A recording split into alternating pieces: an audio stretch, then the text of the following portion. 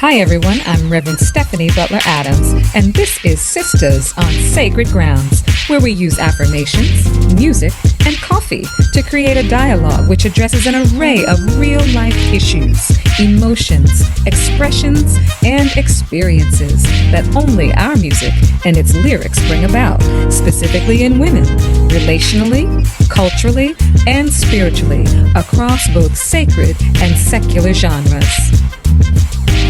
Sistahs on Sacred Grounds. Trust issues. Sisters, we got work to do. In this episode, we deal with the baggage behind the trust issues women have with other women. Betrayal, competition, passive aggression, lack of loyalty, and transparency. Those are just a few things that we'll deal with and unpack the root of the distrust that plagues the sisterhood, right here on Sistahs on Sacred Grounds. Hey, hello, and thank you again for joining us on Sistahs on Sacred Grounds. I am so excited about today's episode. We are going to deal with trust issues. Yeah, do you have trust issues? I know I used to have some, but today we have the perfect person to help us just really deal with it and go to the root of some of the issues that we have as sisters. Sometimes we say that we're sisters, but do we really mean it? And a lot of the things that we bring into a relationship for sisters is baggage. Thema Bryant Davis is a licensed psychologist, professor of psychology at Pepperdine University, and director of the Culture and Trauma Research Lab. She is a past psychology representative to the United Nations and a past president of the Society for the Psychology of Women. Dr. Bryant Davis is the author of the book, Thriving in the Wake of Trauma. The California Psychological Association honored Dr. Bryant as Distinguished Scholar of the Year.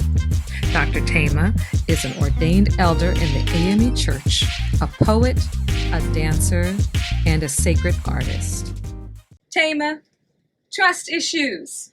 So important, and thank you so much for having me. I'm excited to be here. Yes. So listen, urban legend or not, urban legend or reality, women tend to be harder on each other than their male counterparts. Urban legend or reality? So the urban legend, I would say, is the basis of it. So the basis of the distrust is actually sexism. And often we problematize women. We start thinking that women are the root of the issue, and we look at us outside of context. And the reality is that every woman was a girl, and the girl was raised in a society that taught her negative things about herself. Wow. That the way our parents respond to us, a girl child versus a boy child, the way teachers respond to you, the way people tell you about what is your worth or your value or their expectation of you is rooted in sexism.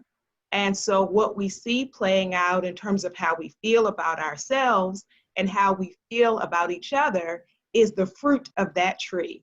So I don't buy into the mentality of when people say, oh, women are just shady, or women are catty, or women are just competitive, or women don't have the capacity to be friends, because that is rooted in this idea that men know how to be great friends, and for some mystical reason, women don't know how to care for each other. Exactly. So what it sounds like you're saying is that the female, if there was female distrust among females, is the result of a misogynistic culture.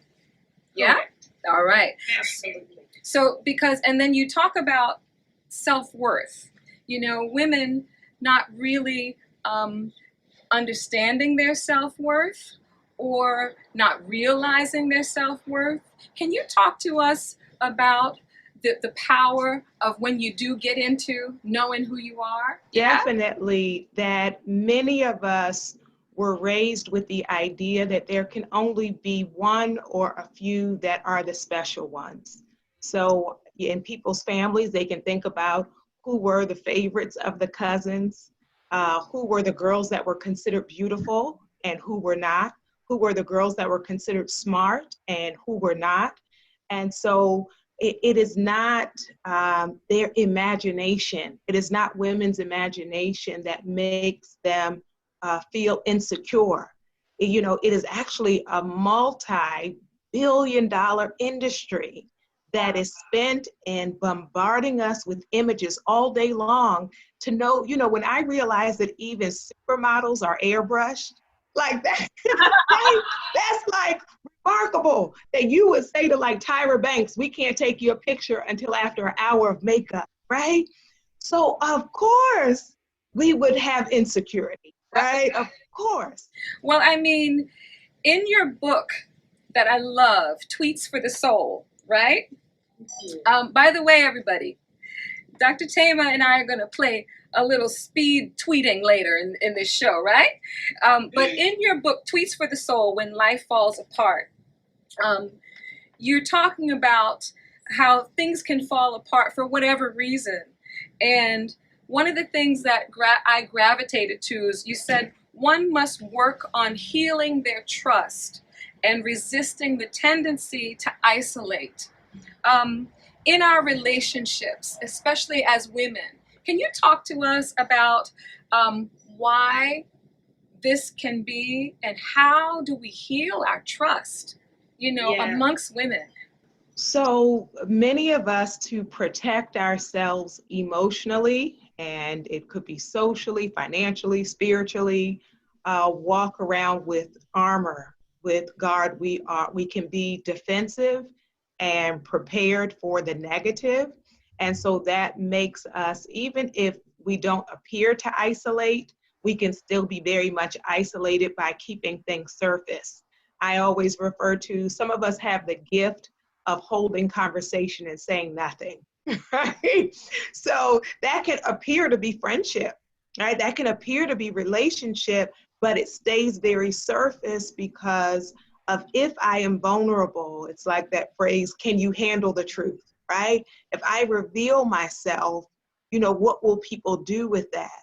And so the fear of that, which is often based, one, in what I said, this larger issue of the messages we get about women, and then two, when people have had disappointments or betrayals, then that can confirm the idea that that people already believed of, I don't need a friend, or I don't need a best friend, or in religious circles, people will just say, Jesus is my best friend.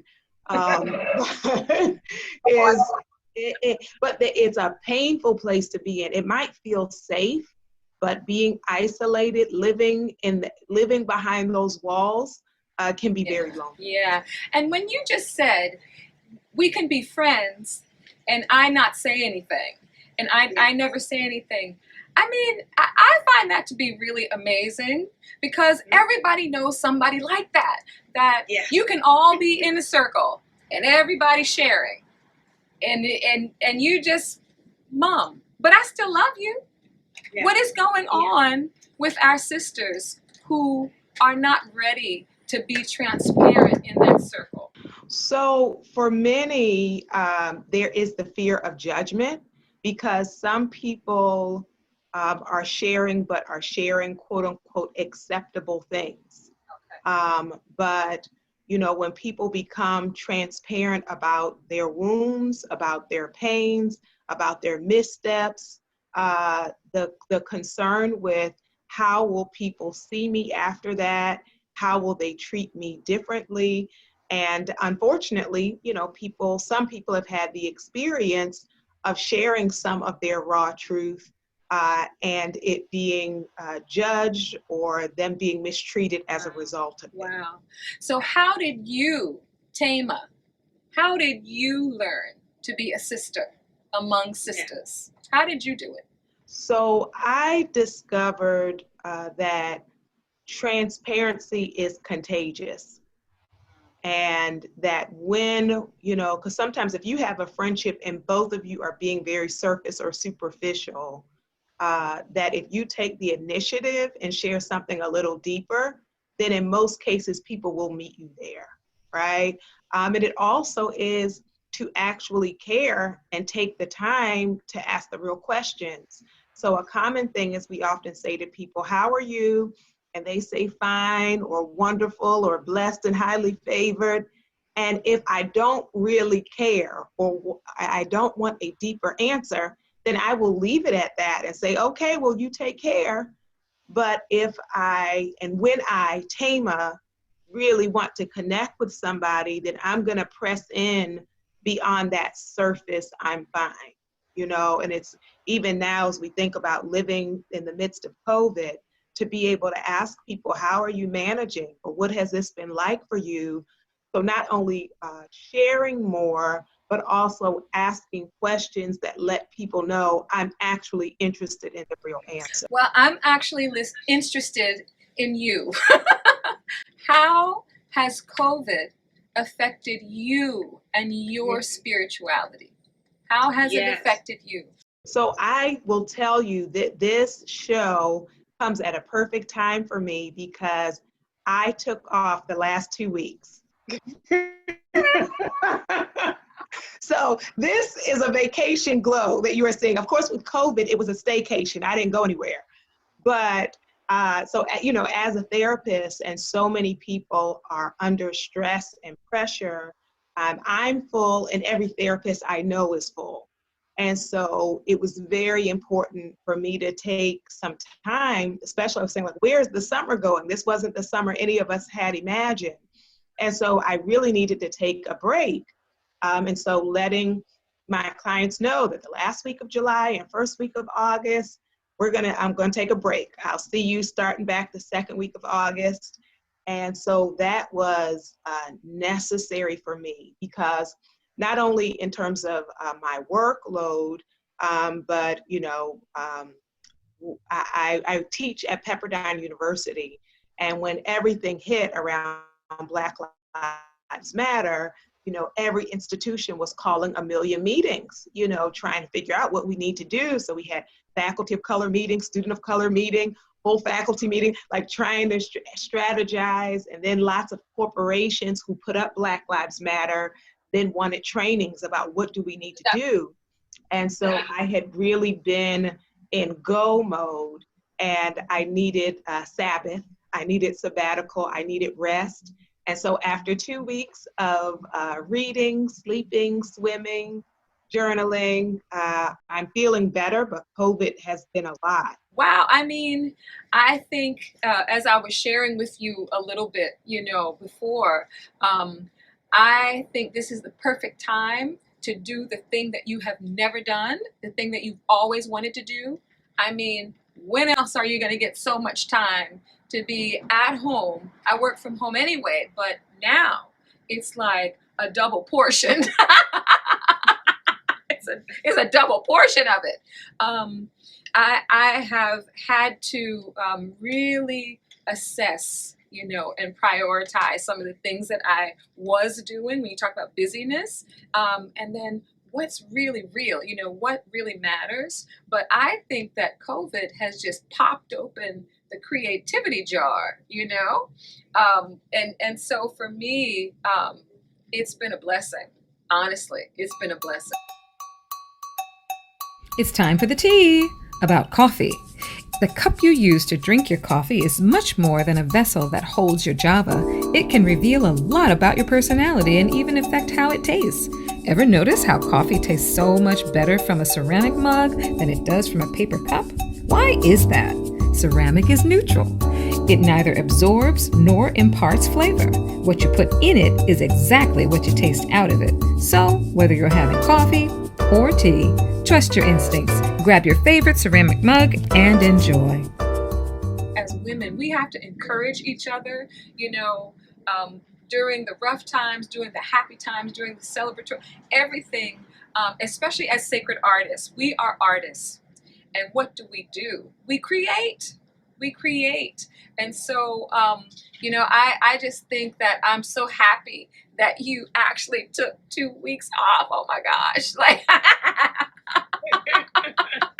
so let's talk about this artistry. Now, how do you use ministry, artistry, and psychology to foster sisterhood? Because those are three of your things. How do you use it together? So in ministry, it is specifically having programming and intentionality focused on women. And so that shows up as doing women's Bible studies, that shows up as doing women's retreats, that shows up in terms of Women's Day. And it also, even in the larger congregation, when preaching, speaking from the vantage point and the experience as a woman of African descent. And so, when I first started preaching, I had, these pieces in my mind about, how a sermon was supposed to sound. And, they tell you have your 3 points or what have you. And then I had the best advice that I was given in that area was, you should sound like you, right? That the word becomes alive based on your lived experience. And so the sermon sounds psychological. The sermons also sound very women affirming, and that is who I am.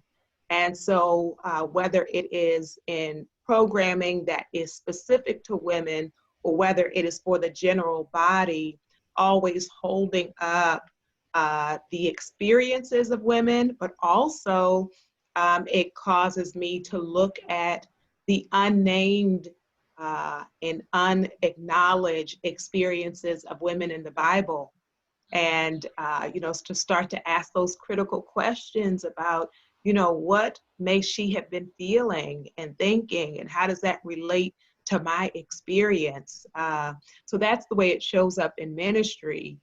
In psychology, it is so important to think about the mental health of women, the ways in which we carry multiple roles and responsibilities, the ways in which we are carving out identity and purpose and relationship in an environment that can often be hostile toward women, right? And so to give space for that, when you think about womanist psychology, which emerges out of Black women's experience, it is to name the systems that are at work in your life so that sometimes people are beating themselves up, not acknowledging the realities of oppression and discrimination, and like just this whole what's wrong with me, right? So really needing to look at, well, let's look at your experience and what that has been like and how that affects the way you think about yourself.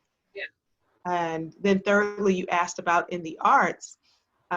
Yes, in my poetry or spoken word, in dance, there is something very sacred and healing about using these bodies, showing up in these bodies and expressing those things that have often been left unspoken. And there's a freedom that can come in the arts. So I really think about it as the healing arts. And we need healing by spirit, by word, by sacred space. So for me, the umbrella calling is healing. Wow, beautiful. And you do it so well, right? Oh, I mean, thank you. we've been in ministry and in just sisterhood for many years. And I tell you, it's like watching, a plane on the runway that's taxiing and it's gaining speed, and then it's like, I'm off. That's how it feels. You talked about women's experiences, and one of the things we do on Sisters on Sacred Grounds, right, is we use music and we use our own experiences, sometimes secular music, because Thema, like, we listen to a lot of different music, right? We listen to everything. And exactly. But I have, ever since I was a kid, I have always been able to find the sacredness or the God in different lyrics, whether it was something from Motown, believe it or not, whether it was Prince, believe it or not, whether, I'm thinking of all my favorite artists, but this one song that I came across by a young lady named Ash B. It's called Trust Issues, right? And in part of the lyrics, it says, I think we've got a situation, or maybe I'm just overthinking. Should I trust my trust issues? Because this ain't even about you.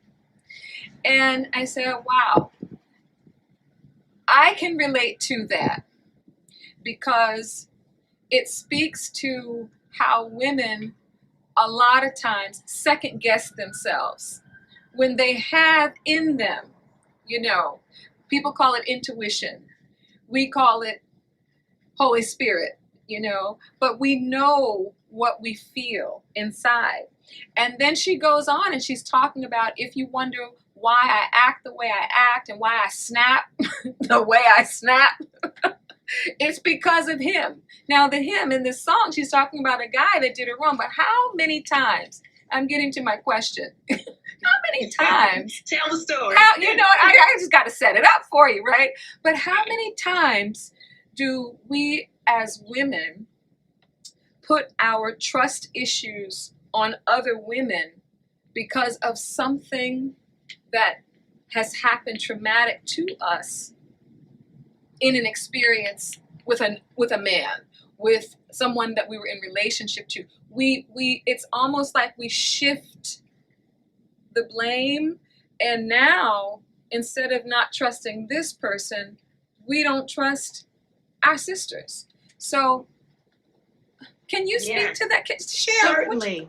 So it actually, when we think about psychological, verbal, emotional abuse in a romantic relationship, one of the key strategies that abusers use is to isolate you. And so they will directly say things and indirectly say things to make you believe your family doesn't care about you, your friends are not your real friends, that they want you to only depend on them, to only talk to them. It is a strategy of manipulation, and they can say and do things that make a woman feel uncomfortable with them in the presence of other women. And so oftentimes it is not identified as it's happening because the woman believes that he is trying to be helpful or that he's looking out for her by saying, you can't trust her, or that's not your real friend, or why do you call your mother so much, or why are you with this one? And so then, can take on this script, right? Of that's right, it's me and him against the world. And that isolation, especially when you're talking about being isolated with an abuser or a manipulative person, is a setup to then not have anyone to bounce things off of, to not have anyone that you're in relationship with or connection to. And so that becomes a part of the healing process as well, is not only reclaiming your relationship with you, but reclaiming your relationship with your friends and possibly with your family. I think back to Thema, we've all had experiences in elementary school, middle school, high school, college, all of that. And, building a sisterhood is so important to me. I have 5, I have 5 sisters. I'm the youngest of 11. And I think when you grow up with that kind of family around you, you learn how to be a sister. If you don't learn, you're gonna learn, right? Especially being the baby. And I don't know if it's that some women are not taught how to be sisters. I don't know if they don't want to be. I have friends, and you can speak to this. I know women who say, I don't want any female friends. What's up with that? Some people were directly given that message. When I was a college student at Duke University, I was in the Big Sister, Little Sister program. And my little sister shared with me that her father specifically told her, don't make friends with girls. They're nothing but trouble. Just be friends with the boys. This is what she was directly told by her father at 12 years old. And so we have been given these messages of don't trust each other, which is so remarkable, right? To say, don't trust each other, trust men, right? And then if you hear people tell their sob stories in these romantic relationships, but yet somehow it doesn't change the narrative that women are not relational and men are. I mean, come on. It's such a direct lie and contradiction, but that is how many have been taught, is to think of women only as competition. And I've even heard people say, make sure you're the prettiest one in your friendship circle. Like, people are given these scripts and narratives that are so problematic.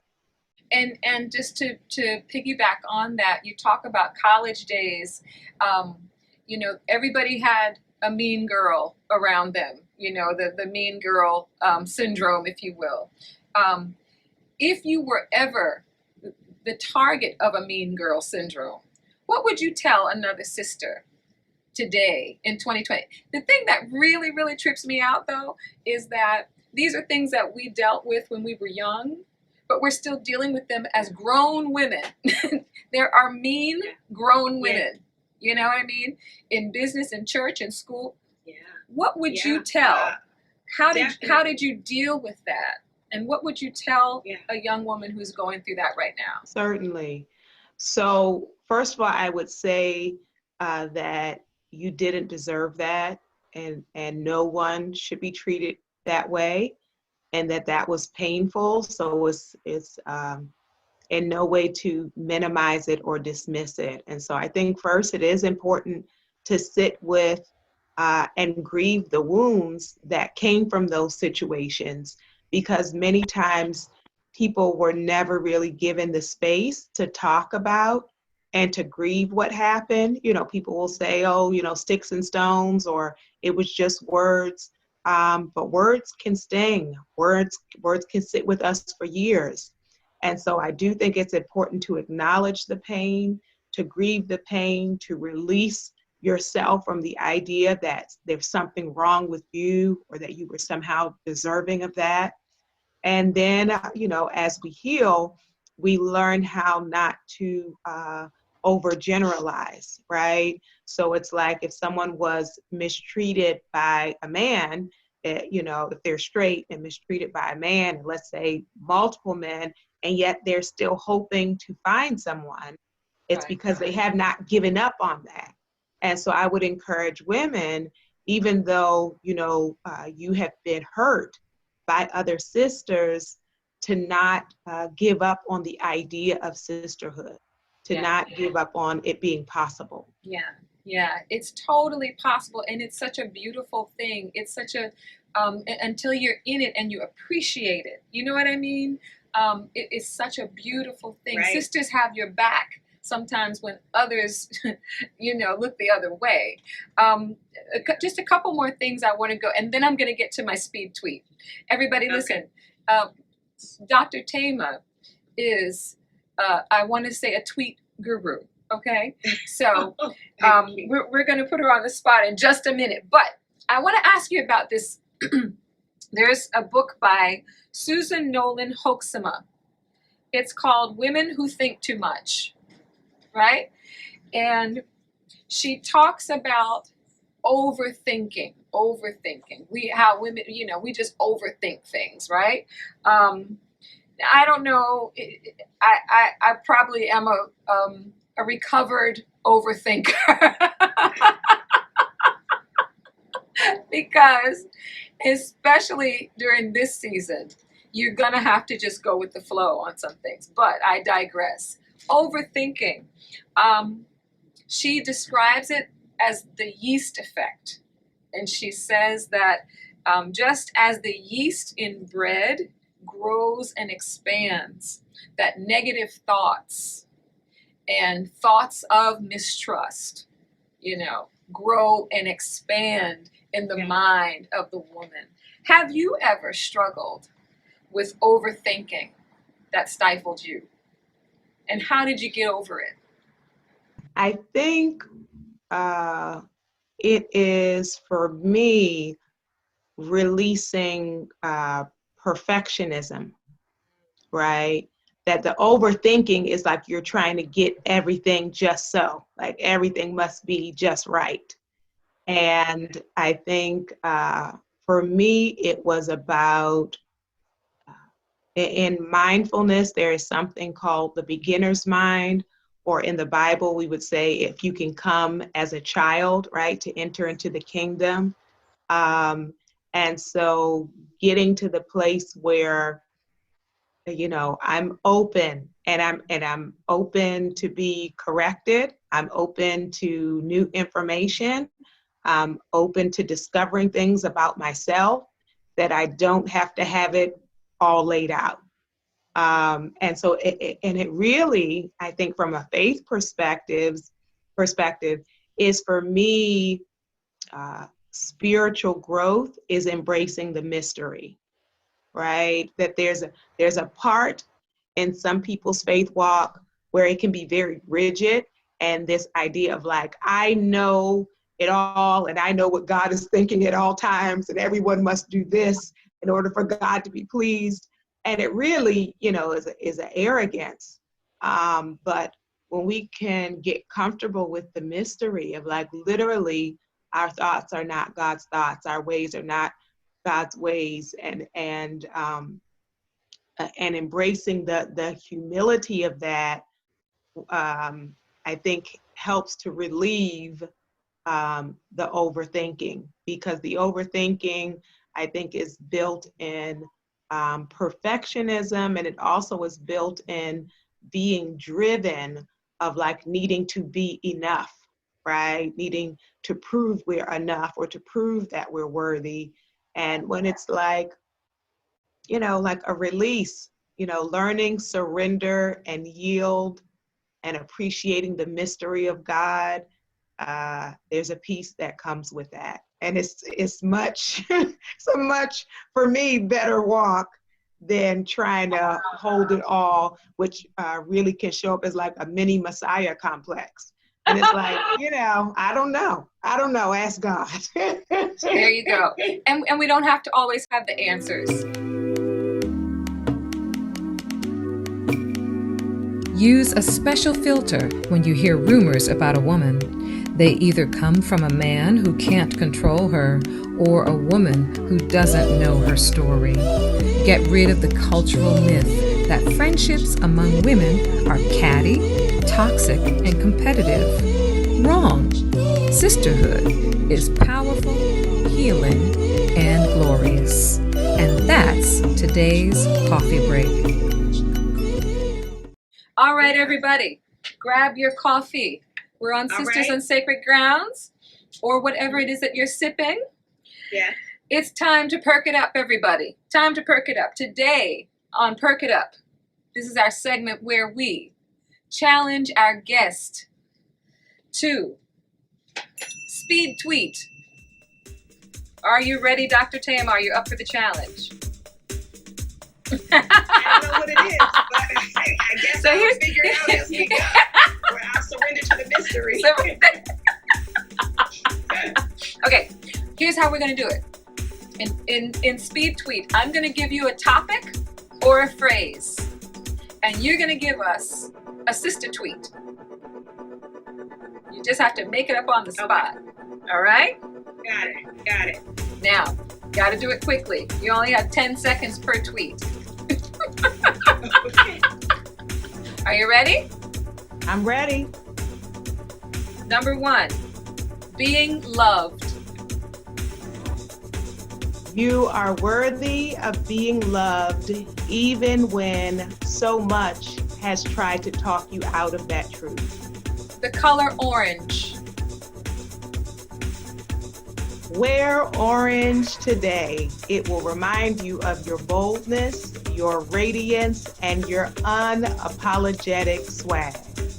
Waves.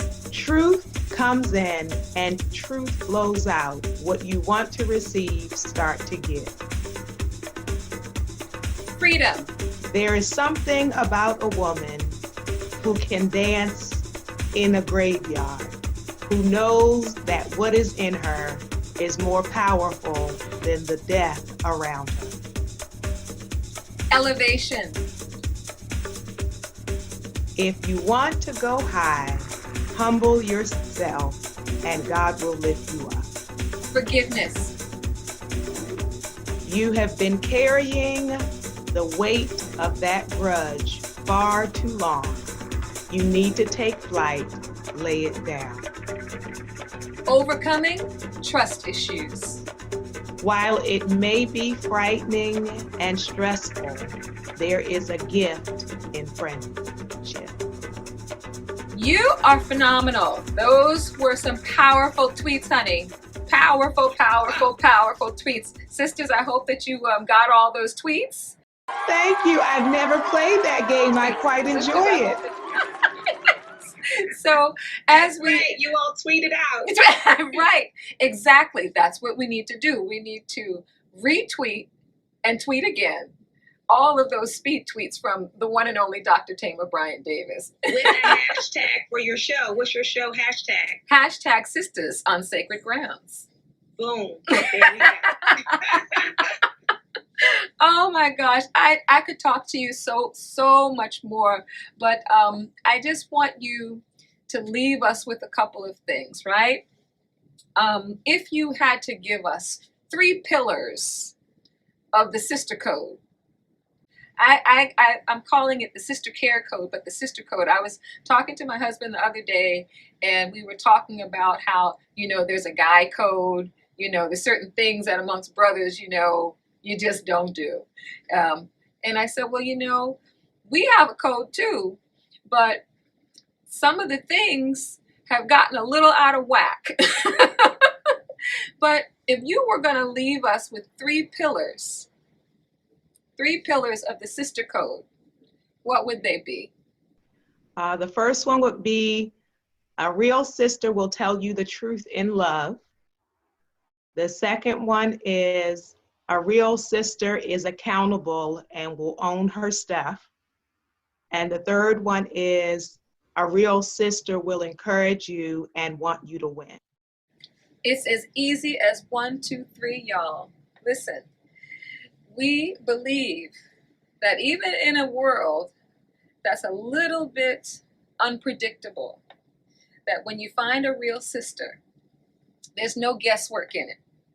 You know who she is, she knows who she is, and together the sisterhood can be formed and can be nurtured and can grow into something powerful and beautiful. And that is such a fantastic thing. Thema, thank you so much for being with us on Sisters on Sacred Ground. Thank you for having me, and congratulations on your show. This is amazing. And thank you all for joining us once again right here on Sisters on Sacred Grounds, where we use affirmations and music and coffee to create a dialogue that addresses real issues concerning our emotions, just how we're feeling as women, and in particular Black women. I love you and thank you again for joining us. See you next time.